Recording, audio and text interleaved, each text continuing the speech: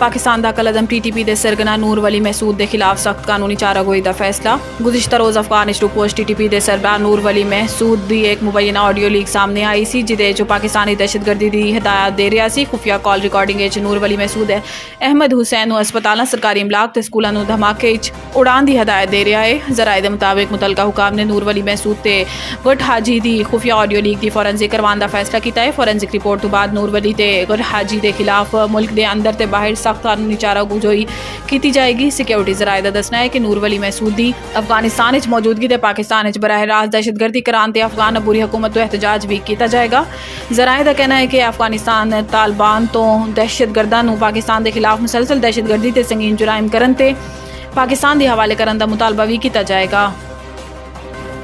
बनू वाक़या पख्तूनख्वा दा तहकीकात लई कमीशन बनाने का ऐलान। मुशीर इतलात KP बैरिस्टर सैफ ने अपने एक बयान किया है कि वज़ीर आला खैबर पख्तूनख्वा अली अमीन गंडापुर ने बनू जारी सूरत हाल का नोटिस लिया तो वाक़े की शफाफ तहकीकात लई कमीशन बनाने का ऐलान भी किया है। बैरिस्टर सैफ ने कहा है कि कमीशन शफाफ ते गैर जानिबदाराना तहकीकात करके अपनी रिपोर्ट पेश करेगा। रिपोर्ट में पब्लिक किया जाएगा तो जिम्मेदारों के खिलाफ कानूनी कार्रवाई की जाएगी। इन्होंने मजीद किया है कि कमीशन की रिपोर्ट जिम्मेदारों की निशानदही हो जाएगी। कमीशन की रिपोर्ट तो कबल अफवाह ते बिला तस्दीक इल्जामात तो इज्तनाब करना चाहिए है। मुशीर इतलात KP का कहना कि हसास मकामात अमूमन सिक्योरिटी हाई अलर्ट रही है। खुदकुश हमले फौजी जवान ते शहरी शहीद होए सी। इस मकाम की हसास नौयत भी कल दे नाखुशगवार वाक़े की एक वजह बनी। मौजूदा दहशतगर्दी की लहर के पेश नज़र आवाम तो इंतहाई एहतियात तो काम लैन की दरखास्त है। कराची अज भी मौसम शदीद गर्म रहने का इम्कान। पारा 40 डिग्री नूं छू सकता है। महकमे मौसमियात के मुताबिक आज शहर का पारा 40 डिग्री सेंटीग्रेड तक पहुँच सकता है जबकि शाम या रात गरज चमक के नाल दरमियानी ते चंद मकामात ते मूसलाधार बारिश का इम्कान है। हुकाम महकमे मौसमियात ने दसिया है कि इतवार ते पीर नूं भी शहर का मौसम गर्म ते मरतूब रहने का इम्कान है। इतवार नूं शाम या रात गरज चमक के नाल हल्की फुल्की बारिश की तवक्को है। इस दौरान ज़्यादा तो ज़्यादा दर्जा हरारत 36 तो 38 डिग्री सेंटीग्रेड रह सकता है।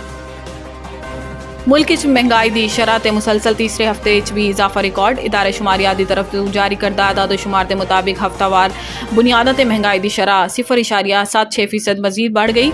हफ्तावार बुनियादों ते महंगाई की सालाना मजमूई शरह 24.36% तक हो गई। इदारा शुमारियात के मुताबिक एक हफ्ते के दौरान 29 अशिया जरूरिया महंगी तो 5 दिन नर्क घट होए। आदाद शुमार के मुताबिक एक हफ्ते के दौरान चिकन फी किलो 38 रुपये 29 पैसे महंगी होकर फी किलो कीमत 373.25 रुपये तो वध के 412 रुपये तक पहुँच गई। खुश्क दूध 390 ग्राम का बैग 44 रुपये 79 पैसे। पेट्रोल फी लीटर 10 रुपये।